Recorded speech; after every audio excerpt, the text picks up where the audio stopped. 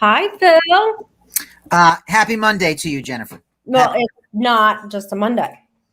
Well, it is National Women's Day. Yes, It's also, International Women's Day. yes. Well, here I, at our firm, I will say that every day is International Women's Day because we quite vocally support women in leadership. And I'm the only one in leadership in this firm who has a Y chromosome. So I think we walk our talk here. yes. And it's day one of my 3-year plan. So I'm super excited. I have all kinds of great stuff going on. Okay. And obviously, as COO of a company that's named after you, J. Phillip Real Estate, one of the things on my 3-year plan is to get this organization into the single digits in rankings. So, Funny, I have the same plan. Wow.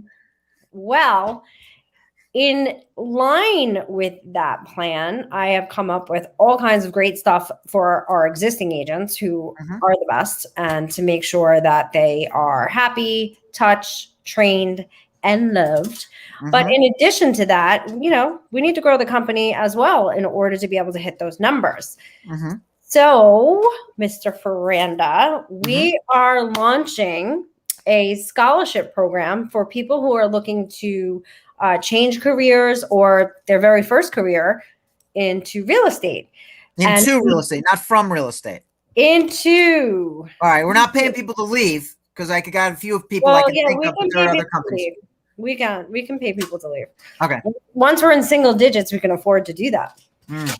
But seriously, we are launching. So basically, I'm in the middle of setting it all up. I'm also going to have an online event, but it's already started. If you are interested in a career in real estate, whether you are old and have another career and you're looking for a change. Well, I qualify for old.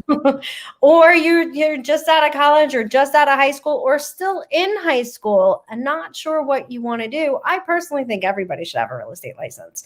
So you need to send us a minimum 2 minutes, maximum 4-minute video of why you would make a great J. Phillip real estate agent.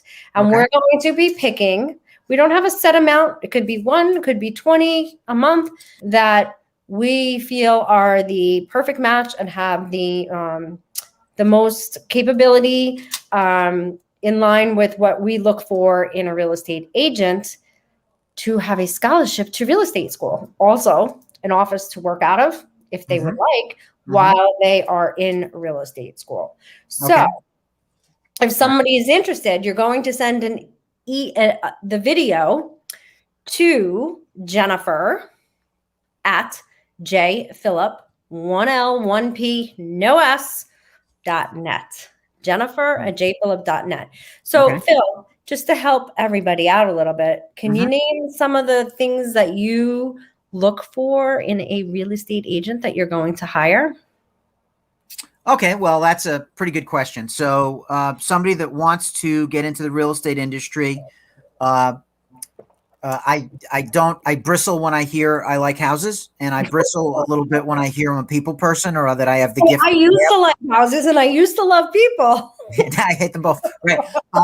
So the kind of person that we seek to attract here. Oh, look at that. Fancy. Amazing. That is amazing. Do you see that down there? That's I'm doing that telepathy. So the kind of skill set or talent set that we would look at is, first of all, we want somebody who has got good scruples, good ethics. They want to do the right thing by people, and they want to serve clients. They want to do a good job for people. They have to have a why. They have to have a big why. Can I rephrase that? I have rephrased the big why. Rephrase all you wish. Emotionally connected to your goals. Okay, well, that's good enough for me. A cognitive or intellectual connection to your goals is not enough. You've got to have feeling. You've got to have spirit. You've got to feel it in your gut. You got to have the fire in the belly. We both have whys that are, pretty compelling, rooted in our kids mostly. I don't care if your why, frankly, is a villa in the south of France. I'm fine with that, but you got to be willing to take good care of clients to do so. So you got to have a good why, a good, strong fire in the belly for your business goals. You have to be a person with real scruples and real good ethics. And you have to have be a person that wants to learn, that doesn't have it all figured out, that has perhaps the arrogance of excellence, but the humility to know that there's a lot to learn and that we're in a very different industry than it was even 3 years ago. I love how you just said the arrogance of excellence, because that's that fine line. Fake it till you make it. I mean, look, I made a video the other day, and you saw it, and you were watching, and Sure, it made me laugh even more because I lean on you so much as a crutch sometimes because I'm not super educated. Is that you? Is that you that I like? Okay, so that's no, but I do, because you have the vocabulary. I do it to Chris too. He's got the vocabulary, so I'll talk and wait for him to fill in the word or wait for you. Here I am, clear all on my own, making videos, making mistakes. Yeah. Who cares? Yeah. So I have that, right? What is it? The arrogance. Cooperation, the arrogance of excellence, right? Yes, you do.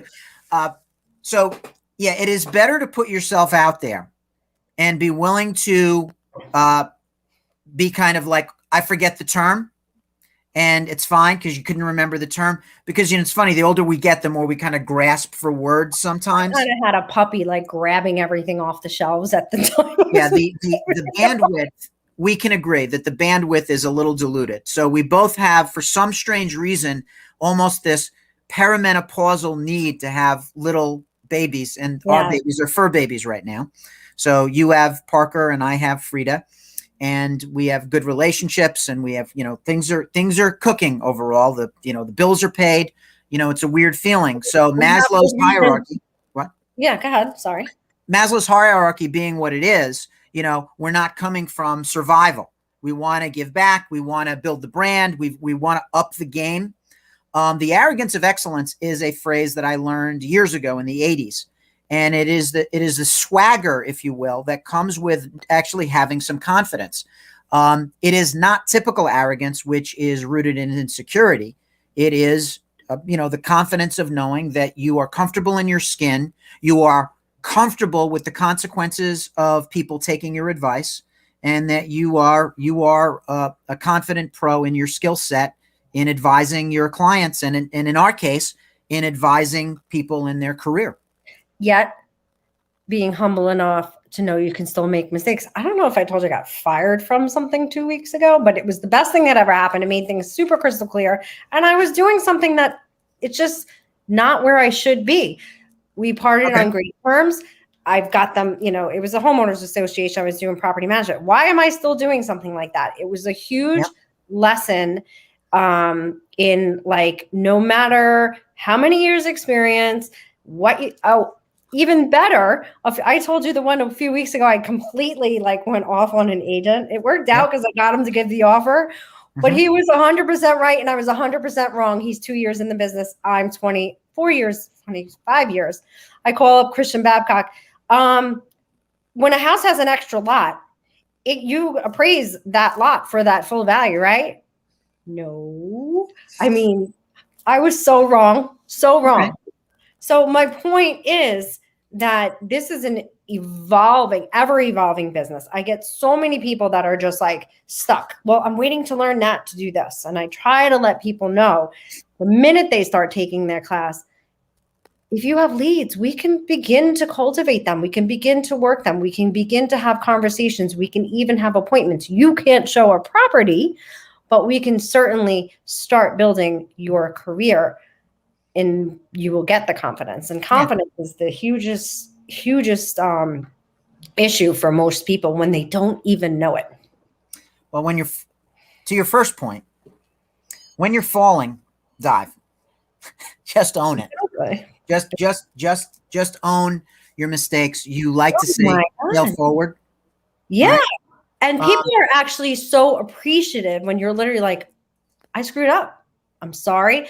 But when it's done with the right intentions, with no malintent, and without I guess that goes with the right intentions, without, because you want a deal to get done, period. Yeah. Mistakes happen, and they're going to constantly happen. This is an evolving industry Yes. that we're in. Always changing.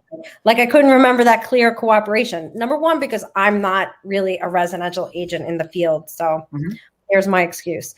But you knew it. You just didn't remember the relatively new term. So I wouldn't be that hard on yourself. No. There was something you said before, and again, we forget because I wrote something else down. But suffice to say, you should be putting yourself out there.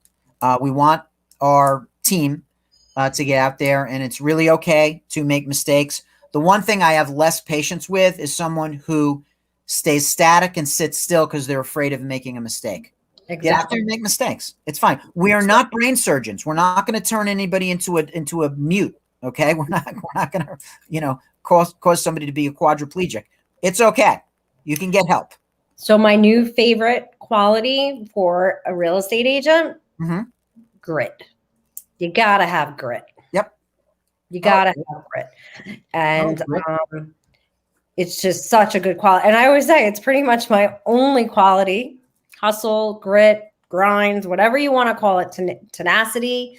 And then when I never really broke down the meaning of the word tenacity. So you think of tenacity as someone who's just willing to like keep going on. But when you really look up the word, the definition, and it means the strength, like the fiber, what somebody's made of. It's more than just a tolerance.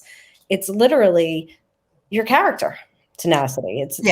So tenacity, I think of ferociousness, passion. It's not just plodding forward, and perseverance is a good thing. I used to have a cat named Percy, which was short for perseverance. So I do believe in perseverance. But yeah, tenacity is the spirit with which you persevere. Right. But I also think it's a little deeper than that. I honestly think it's what someone's made of. So all of your experiences, all of your mistakes, all of your accomplishments really make that up. And so, you've got people who are switching careers, and they'll be like, well, what does having, me doing this for all these years have anything to do? Well, pretty much any life experience can make you an excellent real estate agent, because that's really what people need, is an experienced, confident, honest, integrous. A person with integrity. A person with integrity. So what else? What have we missed? So you want to bring your whole self. That's absolutely it. And to the person who is unsure of whether or not their past experience will be relevant, I would say that there are a lot of transferable skills from a lot of other industries. I'm not sure if you saw Rob Hahn's live stream the other day. Yeah, I think he had a live stream on Friday. Okay. Well, he asked a guy Rob's a Yale guy, and he's talking to a Dartmouth guy about whether or not he had ever taken a real estate course at Dartmouth. And the answer was, well, he didn't. I think he was a liberal arts major or something like that. And, the brainwaves going back and forth were pretty impressive because Rob's a smart guy. And one of the commenters said, well, one of the reasons why not many people take real estate courses is because you can count on one hand the number of colleges that offer real estate as a degree. And real estate, in a large sense, is an accidental career. There are very few real estate baccalaureates. There's very few real estate master's degrees. It's the accidental career. Talk to most real estate agents, and they had a prior career. They had a prior career in nursing. They had a prior career in teaching. They had a prior career in accounting. They had a prior career in sales. They had a prior career someplace else. And at some point, they ended up getting their real estate license. And for one reason or another, it agreed with them, and they made it happen. It doesn't happen automatically. You kind of have to create your future. You have to forge yourself, and not necessarily put a square peg in a round hole, but there's a lot of learning that has to occur. So when we talk about someone coming into this business, they could be a big shot, Millionaires Club in insurance. They could be a marvelous teacher of the year. They could be the greatest nurse in the world. but you've got to have the humility to be willing to learn all that it takes to understand this business and understand all the changes that are occurring in the business. And guess what? Guess what? We just rolled out a brand new, hot off the press, 14-week training program for new agents and or somebody who wants to relaunch or restart their career. And then after the 14 weeks, guess what? You get to go onto a mentor that costs you $0. We have literally everything in place to build your confidence, roughen up your grit, right? Sharpen it up, and make sure that you are comfortable, knowledgeable, and able to generate leads so you can build a book of business that is duplicatable, sustainable, and predictable, and have more fun than you can in any other industry in the world. And I guarantee that. Okay. So a question for you. I had to do a quick metric system, Google how many months 14 weeks is, and it is just over, I think 3 months, close to 3 months, 3.5 months. How did you come to 14 weeks? Sounds like there is a curriculum, a plan in here that you. Yeah. So there's week 1 is company tool training. Week 2, 3, 4, and 5 are seller 101, buyer one-on-one, including all the paperwork, objection handling, lead appointments, and all of that good stuff. Then weeks 6, 7, 8, 9, 10, and 11 are very intense, hands-on accountability, build your muscles on lead generation. Then the 12th week is when you get signed up with your mentor, but you don't necessarily start meeting with them yet, but you get established. And then weeks 13 and 14, go back into a little bit of training for best practices, like due diligence on a property, verifying the taxes, and all of that good stuff, fine tuning, comparative market analysis, all kinds of great stuff. And that doesn't mean the training ends, because we have 2 trainings a week in addition to our refresh or start new program. So you're right. Ongoing, we have one-on-one coaching. Yeah, I was just calculating. I'm in my 1,353rd week of training. Yep. Since getting into the industry, I just counted. So I'm in somewhere in, I'm close to 1,400 weeks.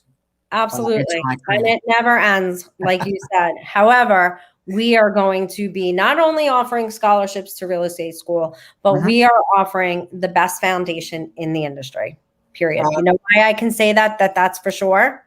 Because I'm in charge. Yes, well, that is the arrogance of excellence, isn't it? Yes. And I'm sure that we will make plenty of mistakes, and we are looking for all the constructive criticism in the world, but we're pretty excited about it. Yeah. So having a glib attitude about mistakes doesn't mean we don't want people to strive for excellence. We simply don't want people to be paralyzed out of a fear of failure. And you can't get to excellence without mistakes. It's not possible. What's the old thing? Good judgment comes from experience, and experience comes from bad judgment. We don't necessarily want people to exhibit bad judgment, but fear of making a mistake is not something that's going to support you. I would rather look at, this is what I tell my son. This is what I tell my 18-year-old son, because he has a thing about being afraid to screw up. And I told him, you can't fail. This is actually a little bit of Anthony Robbins. You can't fail. You either win or you learn. Exactly. We don't want people to have a glib or a casual attitude about failure. We want excellence. We want people to do a good job, but we don't want you to be paralyzed by a fear of failure. So you win or you learn. And he likes that. That works with my son. So are you off to hot yoga? Is that what I am? Because it's day 1 of my 3-year plan, and being like a super hot supermodel is what I'm going to be like at the end of the 3rd year from hot yoga. Okay, so did you see my video the other day that I already had thigh gap after 1 session? Go back and look at it. It's pretty funny. Okay. So having done hot yoga 3 or 4 times and having to be mopped up off the floor the first time I did hot yoga and bargaining with God to let me walk out of there out of my own power, you have my respect. I don't think I could do that myself, but vaya con Dios. I'm taking advantage of a private room with just a video and a hot yoga box. So wish me luck. Thank you all. Get those videos in. We can't wait to see what you got to offer.